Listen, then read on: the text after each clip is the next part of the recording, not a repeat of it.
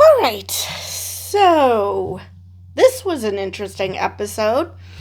Let's start with the what I considered the less interesting storyline, and that's Genesis and Caleb. Before I get to that, Caleb tells us that we did a time jump of a month. We did a time jump of a month. He still hasn't spoken with Tarima. She's recovering on Beta Z, and for some reason, he is afraid to talk to her. I mean, everything he knows about what's going on is through Occam. Now, decides that he is not staying with a host family. Now, I didn't catch why, but I'm thinking it's because he's so used to being alone that the idea of having a host family is just, which makes me wonder if they ever do find his mother, what that relationship is going to be like. Because I'm sure she would probably want to smother him, and he'd be like, oh, hell no. But anyway, speaking of which, he did yell at Ake for not interrogating Braca about his mother, and she's like, yeah, I had other things to worry about. Plus, how can we be sure that he would tell the truth? And I'm just like, dude, you believed him and gave him everything he wanted because you thought he was telling the truth. So, I mean, that's a bit hypocritical, but okay. So, and it was, of course, why are you doing this to me? Sorry, my light gave out again. So he, of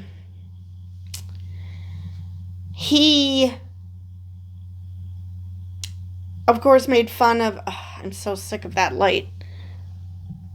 So he, I'll just have to wait for it to recover.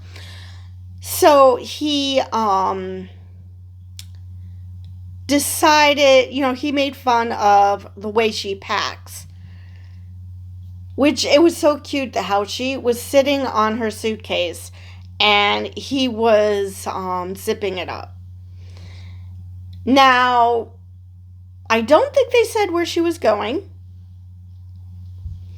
but she was bringing 3 pairs of boots and she doesn't wear shoes. So I can only assume that wherever she's going is someplace where she actually needs to wear shoes. Whether it be a colder climate where, you really shouldn't be barefoot, because if you are, you're just asking for trouble. So,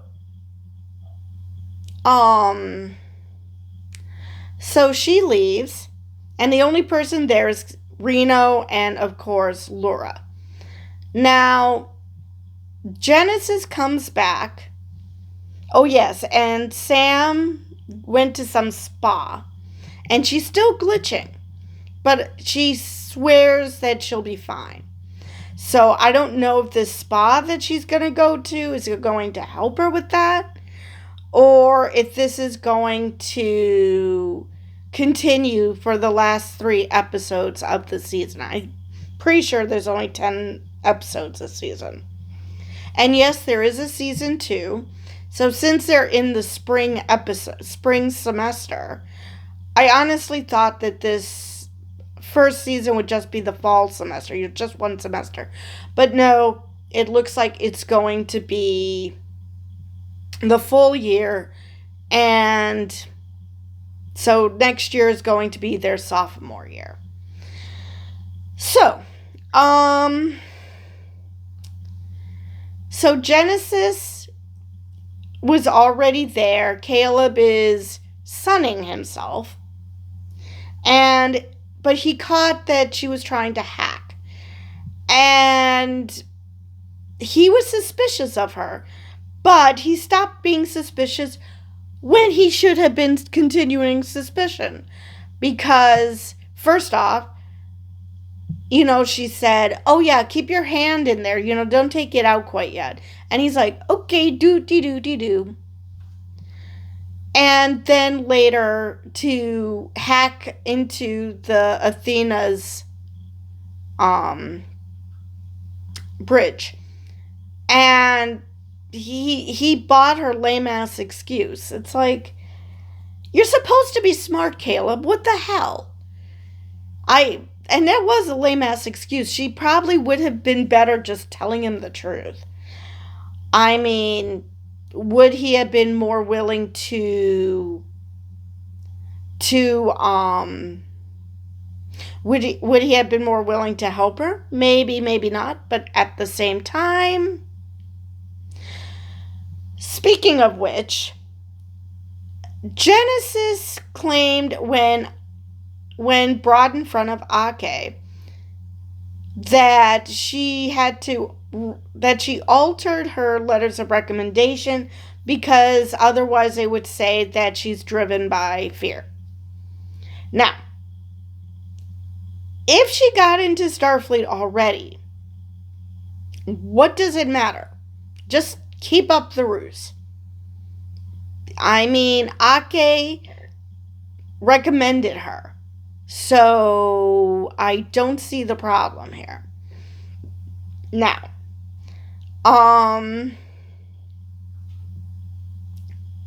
so yeah, it sounded more like drama for drama's sake, because it sounds like she's commits what I do this a lot, self-sabotage.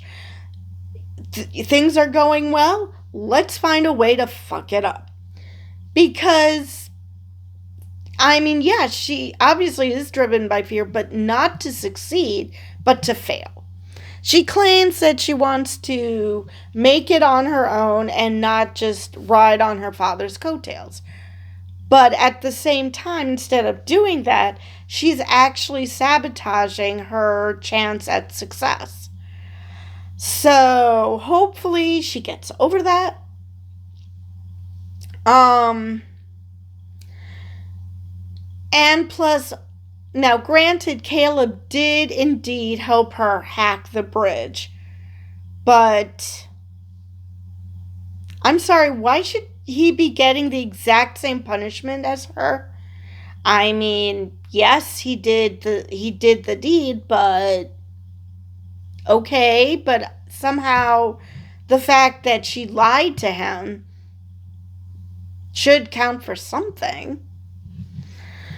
But anyway, Genesis, now in the second episode, Genesis looked like she had a thing for Caleb. This episode, Caleb looked like he was starting to fall for Genesis. Whereas Genesis was all on team Caleb and Tarima, and convincing Caleb that he should talk to her. And he did eventually send her a message at the very end before everybody goes to watch the meteor shower. So now let's go to what I consider, well, considering the episode's called Cosine, let's go to Darum and Jaden. Now, I question how long the Kyle and Jaden relationship is going to last, which, strangely, I had to explain that to my mom that they were dating. The aromantic asexual had to tell their mother, who is at the very least romantic, if not also asexual, and tell her that they're actually dating. Anyway, so Jaden and Kyle were supposed to go to Ibiza. Jaden didn't actually want to go, but he's being a cool boyfriend. He's, wants to help Kyle recover from what happened to Bobby a month ago, which is great. I think that is shows a great boyfriend. Now, like I said, how long the Kyle Jaden thing is going to continue, considering what happened on Koinonia, is to be seen. Now, when they now first off, how weird is it that Koinian men are kidnapped to get married? Now, Darren was fine with it, except for the fact that it's like, wait, I thought we were gonna wait. And he claims he loves Kira, and I believe him. I'm sure he still does. But probably just not in the way that he thinks. I mean, you can love your friends. Now, Jaden just sees that he's being kidnapped. I mean, they even knocked him out. I mean, all they had to do was say, come with us. I'm sure he would have been fine. But apparently, kidnapping is part of the ritual. Okay, fine. So they had to knock him out. So Jaden, of course, follows. And I can only imagine what must be going through Kyle's head. That, he looks for Jaden and just sees his swim trunks on the ground and no Jaden. I mean, he obviously loves him a lot, so that must have really freaked him out. Now, just as an aside, did Kyle change his hair? Is it more groomed? Because he just looks different. And that was before the sunburn. But anyway, so Jaden thinks he needs to save Darren. And yay, fake rock. And he even said that this is a good day to die. Today is a good day to die, which is a Klingon warrior thing. And I'm just like, are they going to turn him into some type of a warrior by the end? More Worf style. That, yes, he can be warlike, but he's an absolute sweetheart, like to his parents, to his Earth parents. Because it's just out of character for, I guess, Jaden also realizes that, he has to protect his friend. Even though he is admittedly calling him an asshole. But anyway. So, Darren tries to smooth things over by calling him his cosign. And that it's his best man. And I wonder what they would have done if Jaden hadn't jumped in after him. Would he have found someone to be his cosign? But anyway. So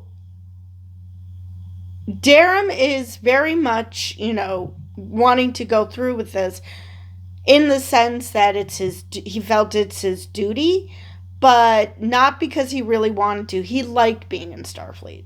Even though he tried to tell Jaden that this was just, what Starfleet could do for him. This was always the end goal.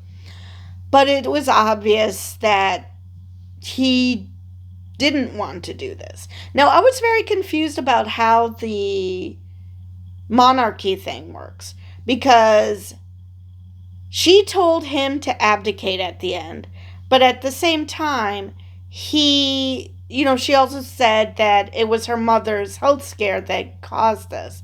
And I'm like, wait a minute. So would she be the ruler or would he? I don't understand. I'm very confused. So, but anyway, he he gets into an argument with Jaden because, he's like, I care about my people. I need to do this for my people, regardless of how I feel, unlike you who, abandoned your people. And which, of course, admittedly pissed Jaden off because, number one, Jaden's just trying to help him because he feels like you shouldn't just do something just because your parents tell you to do it. You should follow what you think is your path. And so he was pissed off on that level and on the level of honor. Because here this man is questioning his honor because he isn't a traditional Klingon. So it seems like, okay, Jaden is gone. He even said, I'm going to try to find a way back to Earth. And I felt so bad for him also with that dress he was wearing. First off, it looked really tight and uncomfortable. And plus he said it was cold. And Klingons don't like to be cold. So, so he seemingly leaves. But Jaden instead comes up with this plan. And so he comes back to give his toast, telling everybody how he knows, the Durham he knows. And explaining the kind of person he is that he knew in Starfleet. Which Kira, you could see on Kira's face that, wait a minute, this is not the guy I know. This is not the man I know. And so, and it was obvious that that was Jaden's plan. He wanted Durham to come back with him. And also, and before I continue, let's just face it, when Jaden first saw what Durham was wearing, you could see on his face, he's like, ooh. And same thing with Durham. He looked at Jaden and was very attracted. So it's only a matter of time before they get together. Now it's just a matter of the Kyle situation and how they deal with that. I hope that Jaden doesn't cheat. I really don't want Kyle to die. So maybe something happens that they realize that they're not compatible. For whatever reason, that something happens that makes one or the other realize that they're not compatible. But anyway, so back to the toast. He goes over all the qualities that Durham showed. How he, thinks of others before himself, which could also work for literally this moment. But also the fact that how he saved people before they even got to the academy. So you could see on Kira's face, she's looking, at first she's, looking at him lovingly and admiring all the things that Jaden's saying, and then it suddenly dawns on her.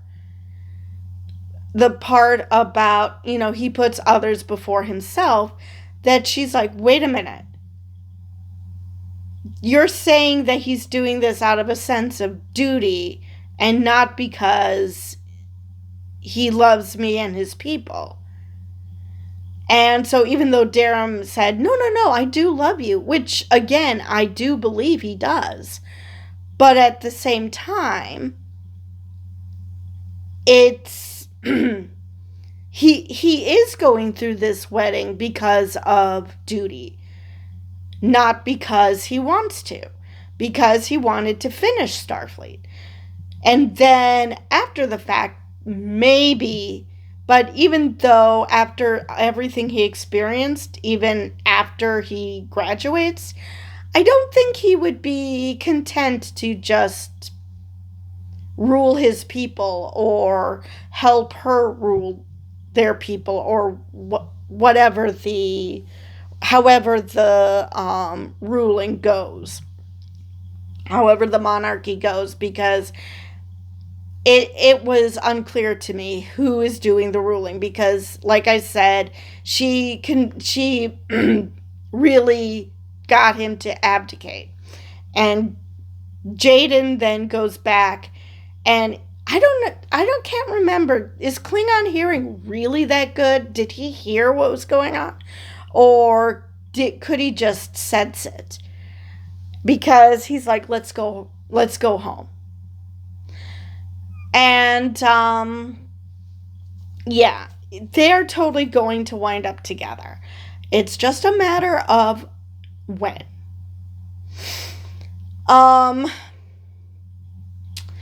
So let's see what I missed here. I don't know, did I mention how I thought last video that I thought that they were going to make up for the way too much and way too serious sex between Terima and Caleb, with Kyle and Jaden doing funny Klingon sex?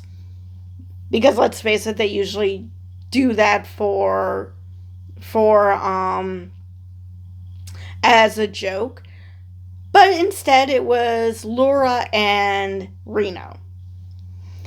So, and she had 2 broken toes and Laura had broken ribs. And they argued over who was more injured. And Laura was freaking out about it. It's like, wait a minute. Why is the half Klingon Jem'Hadar the one who's freaking out, and Reno is the one who's cool, calm, and collected? It's like, wait a minute, what's happening here? Is she by any chance part Klingon and we don't know it? It's just so weird. But anyway, let's see if there was anything else I missed. Unlike a couple last episode where they didn't give a progress report on how that diplomatic dinner went with Kelrick, and I can't remember that chancellor's name. At least this time they do give an update. Now, granted, it was more because Terima is supposed to be a member of the main cast, but still, at least they gave an update as opposed to, going about their next episode without, mentioning what happened previous. Let's see if there's anything else I wanted to mention about this episode. I think I covered everything. So with that, I will see you guys in the next video.